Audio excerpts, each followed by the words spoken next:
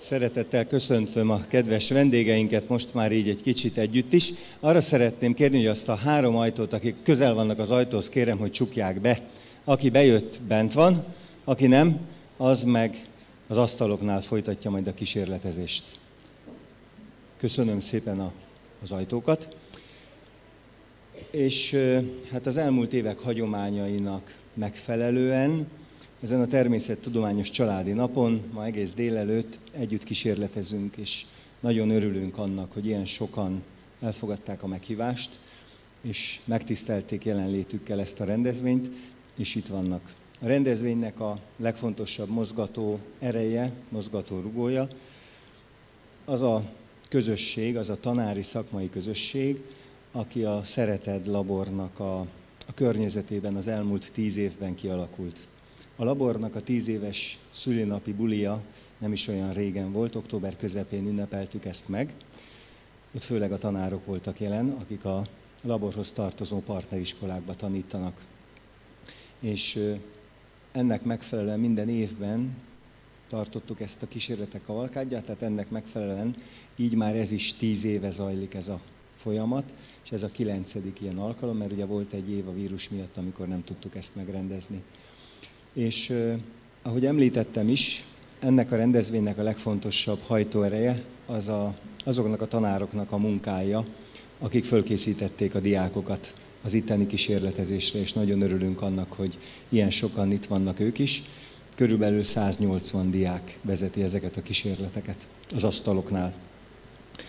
Minden évben az is szokásos, hogy tartunk egy ilyen nagyobb plenáris előadást. És az elmúlt 9 alkalomból szinte mindig Molnár Milán tanár úr volt, aki velünk van. Ő a győri Mobilisben dolgozik jelenleg, de ahogy mondani szokták, réges-régen, egy messzi-messzi időszakban innen indult, ugyanis korábban itt dolgozott ő is az Agórában, egy nagyon-nagyon kedves munkatárs volt itt. Nem is húzom én tovább az időt ezzel, nagy szeretettel köszöntöm őt körünkben, köszönjük, hogy ismét elfogadta a meghívást, és ismét eljött. És át is adom neki a szót, és hát arra kértük őt, hogy 30 perces előadást tartson. Azért 30 perces előadást, mert hogy ugye ennek a rendezvénynek a fókuszában azok a gyermekkísérletek vannak, amik az asztaloknál zajlanak. Ez egy kis kiegészítő adalék, egy fénypont ezen a napon, egy ugyanolyan fénypont, mint az asztaloknak a fénye, úgyhogy köszönjük a tanár úrnak, és jó szórakozást kívánok az előadáshoz. Köszönöm szépen a felvezetést. Igen, tehát ezt úgy is föl lehet fogni, hogy igyekszem jó okot arra adni, hogy ezt a mai délelőttön egy picit leülni is lehessen, tehát ne csak állni és sétálgatni az asztalok között. Nagyon szépen köszönöm a lehetőséget, hogy itt lehetek megint. Ez elképesztő megtisztelő. Én tényleg most már nagyon sokat szorra vagyok itt ezen a rendezvényen, és mindig nagy öröm jönni, és mindig nagyon-nagyon nagy készülődés. Ha nem felejtem el, akkor majd a végén ezt még egyszer keresztbe foglaljuk.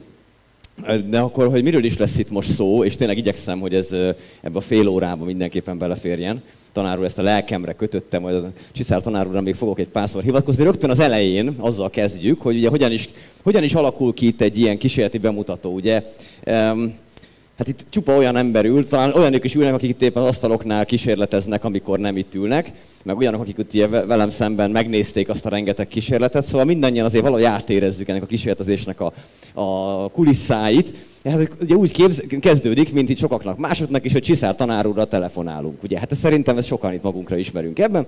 És azt mondta a tanár úr, hogy ő ugye nem tudott eljönni Szombathelyre, ahol mi találkozhattunk volna, és volt egy kísérlet, amit én megmutattam volna neki, hát akkor hozzam ezt ide el. Na jó, hát akkor ezt elhoztam.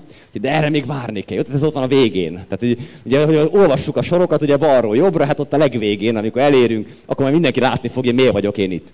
Na szóval, alapvetően ez a kísérlet, ez egy kicsit így a hajtóművekhez kötődik, úgyhogy arra gondoltam, hogy akkor építsünk fel egy bemutatót arra, hogy hogyan is működnek a különböző meghajtások, különböző hajtóművek. És akkor ezt indítsuk el az elején. Alapvetően egy olyan kísérlettel szeretném kezdeni, amelyik pont azt mutatja meg nekünk, hogy valamilyen üzemanyagot, tehát itt a mi esetünkben éppen valamilyen éghető gázt fogunk létrehozni, valamilyen üzemanyagot elreagáltatunk valamilyen másik, jellemzően oxigénnel, és ilyenkor egy csomó energia szabadul föl, ez a csomó energia, ez nekünk valahogy munkavégzésre fordítható. A munkavégzést onnan lehet fölismerni, hogy valami arrébb kerül, arrébb lökünk valamit föl, elmozdul, repül, valami ilyesmi. Hát ezt szeretném most én is szemléltetni. Ez a doboz, ennek számos funkciója lesz ebben a kísérletben. Ez nagyon fontos, hogy ennek a doboznak a tetején van egy lyuk. Nem tudom, hogy itt az elején, első sorokban ülők talán látják is, hogy ennek a pont a közepén, az még nem olyan fontos, hogy pont a közepén legyen, de van rajta egy lyuk. Ez nagyon fontos, ez egy teljesen klasszikus rozsdás konzervdoboz, de a lényeg az a lyuk. A másik, ami nagyon fontos, egy kavicsdarab. Ide raktam erre a tálcára egy ilyen kavicsdarabot. Ez egy... úgy hívják, hogy kálciumkarbid. És ez a kálciumkarbid, ez egy nagyon érdekes anyag, ugyanis, hogyha vízzel érintkezik, akkor egy rendkívül gyúlékony gáz keletkezik a reakcióból. Tehát nagyon fontos rögtön ennek a kísérletnek az egyik hozadéka, hogy bizony a víz az nem minden esetben tűzoltásra alkalmas. Ebben a kísérletben, ha minden jól megy, akkor épp ellenkezőleg tüzet fog közvetve okozni. Na nézzük, ezt hogyan is fog kinézni. Ha én rácseppentek egy kis vizet erre a kavicsra, akkor tehát keletkezik egy gyúlékony gáz.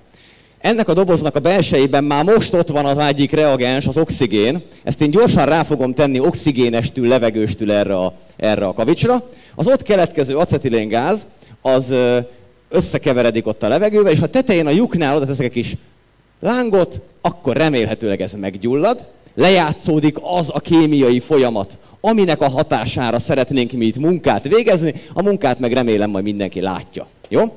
Annyit mondanék előre, hogy esetleg nem lehetetlen, hogy ez némi hanghatással fog járni, erre lehet készülni. A dolog viszonylag gyorsan fog történni, ezért előre készülök. Tehát azt csinálom, hogy én előre már meggyújtom magamnak ezt a gyújtópálcát. Ugye a biztonság az első mindig, tehát az ember egy picit azért messzebbről szeretné ezt meggyújtani, nem az első azonnali közelségből. És akkor azt mondom, hogy erre, ez sajnos ugye nem fog látszódni, de ez pezsegni fog ez a kis kavics. Ott már pezseg. Ráteszem, tessék figyelni, 3, 2, 1. Na kérem szépen, ez pedig itt. Na ezt így a bevezetésképpen gondoltam. Talán a munkavégzés fölismerhető volt. Ugye a munkavégzés az volt számunkra, hogy ez a doboz a tetejéről egy picit ugye elugrott, fölugrott az asztalról, leemelkedett, tehát nyilvánvalóan valamilyen erő hatására, aki már tanult fizikát tudja, valamilyen erő hatására valamilyen elmozdulás történt. Na hát kérem szépen, ha én hajtóművet akarok csinálni, akkor pont ez a célom. Valamit erő hatására arrébb mozgatni, hiszen azért hajtómű, hogy hajtson bennünket valamerre. Na de, ez azért egy viszonylag kevéssé hatékony megoldás, mert egyet szólt, remélem tetszett, nekem tetszett, egyet szólt, aztán ennyi. Ugye? Hát ez inkább volt ilyen ágyú, mint hajtómű, egy picit arrébb mozdult a doboz, megértettük a jelenséget, de igazából ez azért nem hatékony, nem tudna valamit úgy igazán hajtani. Ezért aztán a belső égésű motorokban kifejezetten olyat szoktunk csinálni, hogy ez a folyamat ez újra és újra és újra lejátszódjon. Tehát ismétlődően, periódikusan lejátszódjon. A következő kísérlet az valahogy egy picikét ezt próbálja szemléltetni. A belső égésű motoroknak az égés terében, ugye, ha visszatérünk egy pillanatra, a dugattyút képzelhetjük el gyakorlatilag a konzervdoboz helyére. Valami égés megtörténik, aminek hatására a dugattyú ugye arrébb mozdul. Hát ezt újra és újra le kell, hogy játszódjon, hogy az ember Komáromból Szegedre leérjen 2,5 óra alatt. A lényeg a következő. Hát ezzel a hajtómű modellel, ezzel nem fogunk eljutni sehova. Viszont megint szeretném mutatni, azért előre bocsájtom, ez a bemutató, ez nem a lyukas fedelű edények bemutatója lesz, de már megint egy lyukas fedelű edénnyel érkeztem. Tehát a második kísérletünk is szinte már tematikus, tehát hogy ez a lyukas fedelű újabb edény, ez most nem konzervdobozos, fejlődtünk, ez már befűttes üveg. A lényeg az, hogy ebbe fogunk fecskendezni egy másik gyúlékony anyagot, ezt viszont már nem nevezem nevén, bár egyébként itt azért nagyon sok alázatos kísérletező ül, ezért végül is, ha valaki nagyon szeretné ezt a kísérletet tanári felügyelettel elvégezni, akkor a bemutató után nyilván lehet velem beszélni. A lényeg az, hogy ebbe az edénybe ebből a gyúlékony folyadékból belefecskendezünk valamennyit. Ez nagyon fontos, hogy itt most egyben eljátszuk több autóalkatrész szerepét is. Ugye ez volt a befecskendezés, én ugye hát az üzemanyagot bejuttattam az égéstérbe, most pedig eljátszom a porlasztó szerepét is. Ugye nagyon fontos, hogy az üzemanyagok azok mindig valamilyen légnemű állapotban égnek el. Ez kizárólagos, ez mindig így van. Ugye itt is acetilén gázképződött, azt gyújtottuk meg. Ennek a folyadéknak először el kell párolognia ahhoz, hogy meg tudjon gyulladni. Ezt segítgetem elő, nem azért magyarázok itt ilyen sokat, hogy teljen az idő, amiben egyébként sincs sok, hanem azért, hogy egy picit párologjon ez a folyadék itt az edény belsejében. Na most, ebben az edényben most jelenleg minden adott ahhoz, hogy meg tudjam gyújtani. Van benne éghető gőz, van benne oxigén, ezt összekevertem itt nyilvánosan mindenki előtt, tehát hogyha én ezt most meggyújtom, akkor ez elméletileg fog égni. Na de, nekem az lett volna a célom, hogy egy ismétlődő jellegű valamit tudjak kelteni. Ebben az üzemanyag az elegendő arra, hogy ugye mivel csak a gőz ég, ha a gőz elhasználódik, újra párolog, megint meg tud gyulladni, viszont az oxigén el tud fogyni. Nézzük meg először magát a jelenséget, és utána azt majd talán, ha jól sikerül, akkor meg tudjuk érteni. Most szeretnék kérni egy picike árnyékolást, hogy ilyen ugye annyira fantasztikusak itt a körülmények, hogy így lehet ilyen finoman állítani, elképesztő egyébként, imádok itt előadni. Még egy picit, ha lehet, hogy ebben kontrasztos legyen az, hogyha ebben valami fény lesz. Talán ez itt tökéletes. Ez szerűen hihetetlen. Szóval kérem szépen, úgyhogy le a kalappal itt a segítségnek. Nézzük tehát, bent van valamilyen gyúlékony folyadék, elkeverve a gőze levegővel, tessék nagyon figyelni, és megpróbálom én ezt most meggyújtani. 3, 2, 1. Hallottuk? Messziről is? Tehát hallható volt? Látható is volt? Igen? Jaj, de jó. Hála Istennek. Mert azt hittem, bevallom őszintén, már azt hittem, hogy esetleg véletlenül valaki azt mondaná, hogy nem látszott, jó, ezért csináljam meg nagyobba. De így akkor most megnyugodtam, mert akkor mindenki látta. Jó, akkor nincsen semmi gond. Ugye nem kell? Mi? Még nagyobba ezt ennél? Tényleg? Na jó, de az a baj, hogy nincs ilyen közepes edényem, csak ekkora. Ebbe is? Igen? Húha. Na jó. Én mosom kezeimet, ahogy azt annak idején ugye Bibliában is olvastuk, kérem szépen, én szóltam. Na jó, akkor nézzük ebbe is, mi a helyzet. Ugye ez egy picit kevésbé ergonomikusan kialakított rendszer, mint az előző. Ugye azon nagyon speciálisan vágtuk ki a befőttes üveg tetejét. Itt viszont már ugye ez a vizes ballon, ez adott mérettel rendelkezik. Tehát ennek az, hogy ez ismétlődő jelleggel sokáig, ugye láttuk azért itt ez többször újra gyulladt, majd mindjárt visszatérünk rá, ennél ez nem biztos, hogy ennyire működni fog. Viszont ennél meg lehet, hogy a térfogatok növekedése okán egy picivel talán nagyobbat szól. Nagyon fontos, itt is rendkívül precízen ki kell mérnünk az üzemanyag mennyiségét. Jó? Tetszettek látni, ugye? Ja, van, pontosan kell, nem lehet amit össze-vissza. A kémia az egy speciális tudomány, ottan, nem úgy van, mint a konyhában, vagy ízlés szerint, meg ez nem hát. Na szóval, amennyit felvesz, meg vannak ilyen. Na szóval, ez is amennyit föl. Na jó. A lényeg az, hogy elkevergetjük itt is, ugye most még egyszer már tetszenek tudni, mit csinálok, hiszen ugye ez most nem csak azért van, hogy én valami ritmus gyakorlatot végezzek. Minél nagyobb a folyadék felülete, annál nagyobb felületen párolog, gondoljunk csak a kiteregetett ruhákra ugye mosás után. Ugyanaz van, én most kiteregetem ezt a gyúlékony folyadékot itt ebben az edényben, a nagy felületen párolog, elkeveredik a gőze a eredetileg benne lévő levegővel. És akkor nézzük meg. Na ennél a kísérletnél nem lehetetlen, hogy aki a hirtelen hanghatásokra hajlamos megijedni, azt kérem, hogy készüljön rá, hogy megijed. Jó? Na nézzük meg, hogy esetleg nyilvánvalóan, hogyha valaki szeretne, akkor ezt megelőzheti. Ilyen-olyan fülvédő, például jobbkéz, balkéz, fordítva persze. Na mindegy. Szóval, akkor tessék figyelni. Persze nem ciki puszta füllel hallgatni. Na nézzük. 3, 2, 1.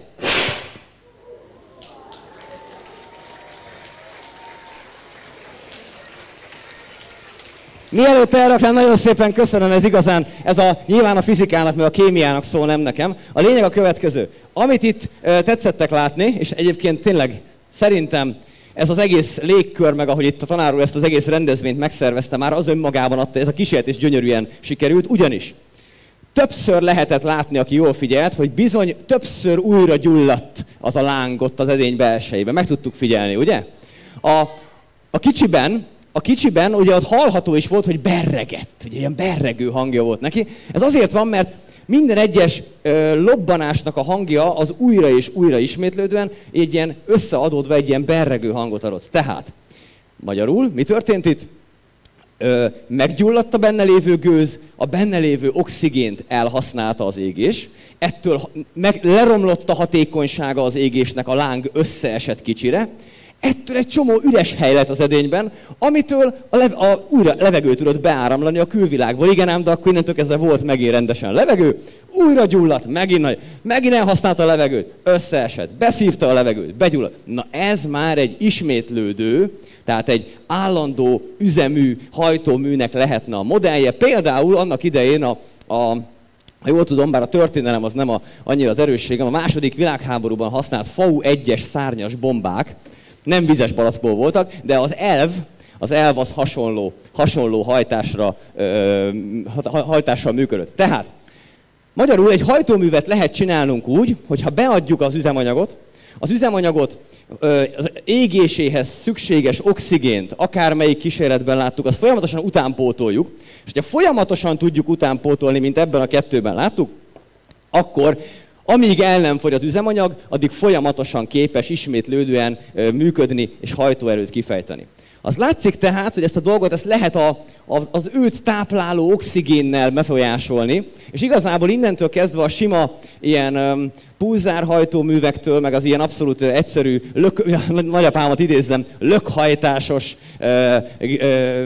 dolgoktól eljuthatunk egészen akár a sugárhajtóművekig. Ugyanis, ha még odafigyelünk arra, hogy a beérkező oxigéndús levegő hogyan mozog, akkor egészen izgalmas dolgokat lehet kapni. Ebbe a kis tálkába, itten egy ilyen van, ott középen egy igényesen kialakított befőttes üveg található. Nem igaz, befőttes üveg kupak, bocsánat, a szóhasználatot itten elrontom. Szóval ebbe a befőttes üveg kupakba egy másik gyúlékony folyadékot fogok önteni. Ezt is igazából akár ebben a közösségben, akár nevén is nevezhetném, hogyha valaki szeretné tudni. Megmondjam, mi ez? Igen? Ezt úgy hívják, hogy dimetilketon. Jó? Na, szóval a lényeg az, hogy nem biztos, hogy ilyen néven tetszenek ismerni, de inkább csak így mondom. Szóval a lényeg az, hogy ezt az anyagot tettük ide, ez most itt párolog, tehát nyilvánvalóan ezt meg lehet gyújtani. Hogyha ezt én meggyújtom, akkor az is világos, hogyha ez tényleg ott van, gyönyörű. Ez szépen ég, nincs is ezzel semmi gond. De most jelenleg, ha én ezt forgatom, nem történik semmi, tüzet forgatni, hát nem sok értelme van. De most, hogyha egy picit levesszük a fényeket, akkor és ráteszem ezt a palástot, aminek segítségével nem a tüzet, nem elsősorban a tüzet, hanem a beáramló levegőt is meg tudom forgatni, akkor az következik, hogy az égésnek a hatásfoka, a hatékonysága az lényegesen javul. Ugye azt hiszem, hogy ez nagyon szépen látszik, hogy bizony, na most itt kicsit a egyensúlyán javítunk ennek a rendszernek, megpróbáljuk még egyszer. Tehát gyakorlatilag ez nagyon, itt szépen látszik. Abban a pillanatban, hogy ezt elkezdjük forgatni, abban a pillanatban láthatóvá válik, hogy bizony a levegő utánpótlás sokkal hatékonyabbá lehet tenni. Na kérem szépen, ezzel kapcsolatban, amíg ez itt a maradék üzemanyagunk itt egy picit ég, addig én el kell, hogy mondjak valamit. Azelőtt 7 évvel, amikor, hát már akkor is ugye érkeztem, akkor a tanár úr, Csiszár tanár úr azt mondta nekem, hogy ide ezt a kísérletet el kell hoznom. Tehát kérem szépen, ezt már nem először hoztam ide, 7 évvel ezelőtt, 2016-ban. Ugyanis akkor az volt az elvárás irányomban, hogy neki akkor volt 2 nagyon kedves tanítványa, akit arra, hogy ők mindenképp ezt forgatni, ezt kell. Én úgy tudom, hogy most is nincs. Ja, nem érnek rá. Hát akkor bocsánat a sztoriért, hát akkor ez tárgytalan, akkor én elhajtom. Akkor jó, akkor a maradék üzemanyagot, akkor nem várunk a fiatalokra, akkor tessenek nézni, akkor ez itt nagyon szépen pillanatok alatt elég. Ugyanis azt is látható volt szerintem, hogy amint elkezdtem forgatni, az égésünk annyira hatékonnyá vált, hogy igazából gyakorlatilag a tűz szinte el is fogyott, és igazából alig maradt egy pici a végére. Tehát Abban a pillanatban, amikor a forgatás hatására az oxigén utánpótlás sokkal jobbá vált ebben az égésnél, sokkal nagyobb lángoszlopot kaptunk, még ilyen láttuk, hogy még ilyen mindenféle ilyen tornádó alakja is volt, minden. Láttam, hogy volt, aki csinált itt a standoknál vízből tornádót. Hát nem az volt, hogy akkor vettem a kihívást, hogy én tudok tűzből is, de végső soron tudok reflektálni akár erre is. Tehát a lényeg az, hogy itt tehát mi történik? Ha beáramló oxigént elkezdjük forgatni, akkor gyakorlatilag egy olyan forgást kapunk, ami befele haladva egyre kisebb sugarú kör mentén forog. Az meg egy fizika, ilyet is láttam fönt az emeleten, hogy valaki egy forgószéken forgott, és így összehúzta a kezeit egy súlyzóval, akkor felgyorsult a forgása. Ha valaki ezt még nem látta volna, az emeleti egyik standnál ezt láttam, tessék kipróbálni, megnézni. Ugyanezt történt itt is. A levegő áramlik befelé, és tehát ez az, amikor húzza össze a kezét az illető a forgószéken. Ahogy áramlik befelé, közben még forog is, tehát forgás közben húzza össze a kezét, tehát felgyorsul. Ezért, hogyha tetszettek figyelni, a tűznek a forgása szemmel láthatóan gyorsabb volt, mint ahogy én a kezemmel hajtottam. És mivel gyorsabb volt, nagyobb a sebessége, ezért még ott ilyen más áramlástani hatások is föllépnek, amik miatt még gyorsabban áramlik be a levegő, több levegő, hatékonyabb égés, és mint láttuk, akkor nagyobb térfogat növekedés, nagyobb munkavégzés. Tehát ilyen módon el lehet érni az egyszerű, ismétlődő hajtóművektől a sugárhajtóművekig. Igen ám, de sugárhajtómű az nem működik, nem használható mindig minden körülmények között. Ugyanis a sugárhajtóműnél, meg az összes eddigi hajtóművünknél abból indultunk ki, hogy a környezetünkben van levegő. Ugye onnan vettük mindig az égéshez szükséges oxigént, azt mindig a levegőből vettük, az eddigi összes kísérletnél. Igen ám, de mi azért szeretnénk meghódítani nem csak a légkört, hanem bizony ki akarunk menni a világűrbe is, és kérem szépen, ott meg nincsen levegő, tehát nem tudjuk az égésünket pótolni másként. Ehhez jönnek a rakéták. A rakéta úgy működik, hogy egész egyszerűen tömeget lök ki saját magából, saját tömegét csökkenti, egyik irányba löködik ki magából a tömeget, hogy ő aztán a másik irányba gyorsuljon. Az elv nagyon hasonló, mint amit az előbb már láttunk, annyi különbséggel, hogy ezt most hagyjuk is felszállni. A eddigi hajtóműveket tetszettek figyelni talán, a menetiránnyal mindig szigorúan úgy állítottam, hogy lehetőleg egy asztal megakadályozza, hogy elinduljon. Ugye itt nem akartunk itt. Viszont itt most ebben a szituációban ezt megpróbáljuk. Jó? Azt fogjuk csinálni, hogy ebbe hogy is fogalmazzak, űrtechnológiával kifejlesztett rakéta modellbe, talán tetszenek látni, jaj, már megint lebuktam. Egy újabb edény a végén egy lyukkal. Na jó, ezt most már nem mosom le magamról a mai napon. Szóval a lényeg a következő, ebbe a palackba megint egy előre jól kimért mennyiségű éghető folyadékot fecskendezünk. Eddig nagyon hasonló mindahhoz, amit már egyszer eddig csináltunk. A különbség inkább az, hogy itt most van lehetősége arra a rendszernek, hogy kilökje saját tömegének egy részét. Miből áll ez a rendszer? Áll a palackból, a belefecskendezett folyadékból és a benne lévő levegőből. Ez az egész rendszer, ez úgy viselkedik, hogyha benne, mint az első kísérletnél láttuk, lejátszódik az égés, akkor egy térfogat növekedés következik be, ami munkát végez, kilöki magából a tömeg egy részét, tehát innentől kezdve a lendület megmaradás törvénye értelmében a palackunknak a másik irányba kell indulnia. Na nézzük is meg, hogy ez hogyan fog működni. Szerintem ez, hát itt is, hogyha ilyen közép-félhomályt csinálnánk, akkor szerintem ilyen jut is marad, és alapon talán még az is látszani fog, hogy a palack belsejében láng van, és az is talán látszani fog, hogy a palack az hogyan mozog. De ez itt tökéletes. Szerintem ennél jobbat el sem tudok képzelni. Na nézzük akkor. Rakéta kilövésre fölkészülünk. 3, 2, 1. Na kérem szépen. Azt hiszem, hogy nagyon szépen köszönöm. Tehát, és talán még az is látszott, hogy volt egy kis láng a palack belsejében, remélem, hogy ez látszott. És a láng azáltal, hogy ott ugye ez nagyon forró, kitágul, és igazából a lyukon keresztül hátrafele a kezemre kilökte a benne levő folyadékot. Ez érdekes módon ez nem, hogy nem meleg volt, hanem éppen hideg, mert a kezemről párolog, ezért hűti a kezemet. A lényeg az, hogy a tömeget egyik irányba kilöki, elindul a másik irányba. Így működnek, kérem szépen, a rakéták. Minden rakéta a világon így működik. Amivel ki akarunk menni a Föld légköréből, a Föld vonzás körzetéből, el akarjuk hagyni a Föld vonzás közvetét, pályára akarunk állni a Föld körül, az csak ezzel a technológiával lehet megcsinálni. Ugyanis ezek a rakéták tudnak elegendően nagy tolóerőt kifejteni ahhoz, hogy számottevő tömeget tudjanak kivitni a Föld vonzás közvetéből. De mi van akkor, hogyha már eleve kint vagyunk? Tehát nyugodt keringünk már a világűrben. Tehát nincs szükségünk arra, hogy óriási tolóerővel legyőzzük a Föld vonzását, hanem akár fokozatosan kicsinyenként is tudnánk gyorsítani, kevés tömeggel. A rakétával ugye az a baj, hogy amikor elindul, akkor neki még azt a tömeget is gyorsítania kell, amelyik tömeget később el fog égetni. Ugye tetszenek érteni? Ugye most is Forma 1-es hétvége van, van itt olyan közöttünk, aki szereti a Forma 1-et. Tegye fel a kezét. Nem is olyan sok. Na mindegy. Akkor ez most lehet, hogy ő fogják érteni. Ugye ahogy fogy az autókból az üzemanyag, egyre gyorsabb köröket mennek a versenyen. A rakéta is így működik, ahogy használja el az üzemanyagát, egyre kisebb tömeget kell gyorsítani, egyre jobban gyorsul. Ezért aztán az elején még nem gyorsul olyan nagyon, mert óriási tömeget kell gyorsítania. Egy másik megoldás lehetővé teszi, hogy neki ne kelljen magával cipelni az üzemanyag teljességét, hanem egy részét mondjuk akár napenergia formájában a napból is kaphassa. Ehhez viszont arra van szükségünk, hogy a napenergiát elektromos formába alakítsuk. Tehát valami olyasmi megoldáson törjük a fejünket, ahol a gyorsítás azt valahogy elektromosan meg lehessen csinálni. És kérem szépen erre egy ilyen bevezető kísérletnek szánnám a következőt.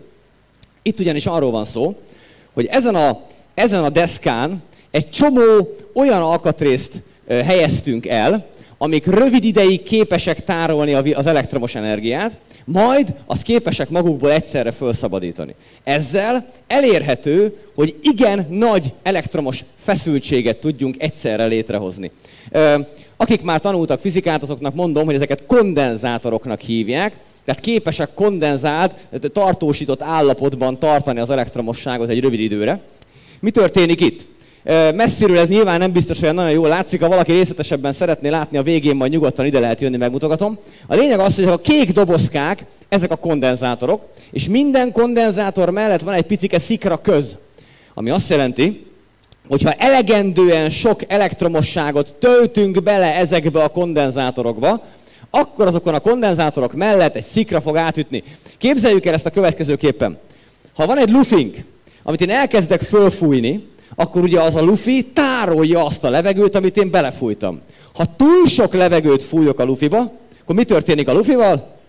Kidurran, így van. Hát pont ez történik, jó, hát a kondenzátor is ki tud durranni, de én most azt megakadályozom neki, ne durranjon ki a kondenzátor, ezért mellette van egy ilyen szikra köz, ami kvázi úgy viselkedik, mintha a lufi kidurranna, de ezt újra és újra meg tudja csinálni, tehát nem fog igazából kidurrani, de mégis az elv hasonló, hogy töltöm, bum. Aztán megint tölthetem, bum. Igazából ez történik. És amikor viszont kidurrannak, amikor kiadják magukból a levegőt, akkor az összes egyszerre adja ki, és ezek mind összeadódnak. Azt fogjuk tehát látni, hogy körbe figyelni kéne, hogy sok pici szikrát fogunk látni, néhány milliméterest, de ezek összeadódnak, és itt középen lehet, hogy majd látunk valami még érdekesebbet is. Na kérem szépen, ennek is lesz némi hanghatás, azért közel se annyi, mint amit már korábban láttunk, jó? És itt is szeretnék kérni egy ilyen jó kis félhomályt, mert itt ugye a szikráknak a láthatóságán ez sokat javít. Azt mondja, hogy akkor én ezt most feszültség alá helyezem ezt a rendszert, és akkor talán még egy picit, na, próbáljuk meg így, jó? Szuper, ez itt tökéletes. Na nézzük meg, hát ha jó lesz. Figyelem, bekapcsoljuk, 3, 2, 1. Na még egyszer. Hopp, most ez nem sikerült. Na, ott volt egy. Látszott, ugye? Látszott? Na jó, még egyszer, nem látszott? Na akkor még egyszer, na. Még egyszer. Na, most itt nem... Látszik, hogy körbe működik, most középen nem ütött át.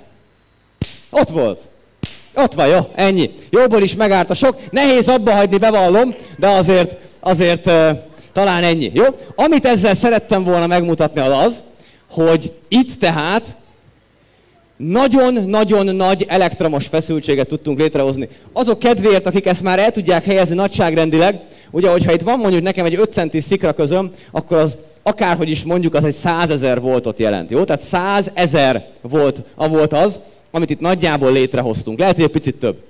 De a lényeg az, hogy ez a feszültség tehát igen nagy, és ez a feszültség villámokat volt képes itt kelteni. A villámok valójában úgy működnek, hogy a levegő apró részecskéit gyorsítjuk, azok egymásnak ütköznek, és amikor egymásnak ütköznek, akkor újabb ilyen lavinaszerűen löködnek egymáshoz, és energiát adnak át a másiknak, és ezen az ionizált rétegen aztán csap le a villám. Tehát elektromossággal valójában részecskéket gyorsítottunk. Hasonlóképpen, mint a legelején a konzervdobozt gyorsítottuk, tehát munkát tudunk így végezni. Na most, mi lenne akkor, hogyha ezt direktbe felhasználnánk valaminek a gyorsítására? És itt érkeztünk meg oda, amit a Csiszár tanár úr Szombathelyen nem akart, vagy nem tudott. Ezt mindenki, azt mondja, ő eldönti, melyikig megnézni, és akkor most ugye szokták mondani, hogy a hegy nem megy Mohamedhez, akkor majd Mohamed megy a hegyhez, úgyhogy elhoztuk ide Szegedre. Következő a helyzet. Itt hoztam egy olyan berendezést, amelyik ezt kikapcsoljuk, ezt kihúzzuk. Itt van egy olyan berendezés, amelyik hát egy lézergravírozónak, tehát a lézergravírozónak a tápegysége. Ezek azok a lézergravírozók, amik ilyen plexibe, üvegbe, ilyenekbe tudnak vágni, rajzolni, azok 22 000 volt feszültséggel működnek. Nem véletlenül van rajtuk ilyen nagy doboz bezárva, senki ne nyúlhasson hozzá, mert nagyon fájdalmas, talán nem halálos, de nagyon fájdalmas áramütést tudnak okozni. Ez a 22 000 voltos feszültséget, hát szóval nyilván nem arra találtak ki, hogy az ember direkt módon itt az asztalon csak úgy használgasson. Na de hát ugye, hogy mondjam, az ember, hogyha mindig azt... Nem jó. Szóval a lényeg az, hogy itt viszont most mi ezt fogjuk csinálni. Messziről nem biztos, hogy jól látszik, de ez a szerkezet, amit csináltam, ez egy pici ilyen háromszög alakú valami, aminek a tetején van egy vékony részdrót itt, és alul viszont az biztos látszik alufólia csík körbe. Ez szerintem látszik. Jó? Ha kell, akkor most még hozzámerek nyúlni, így föl is tudom emelni, talán látszik, ugye? Ami viszont fontos, hogy mind a 3 lábát én kihorgonyoztam.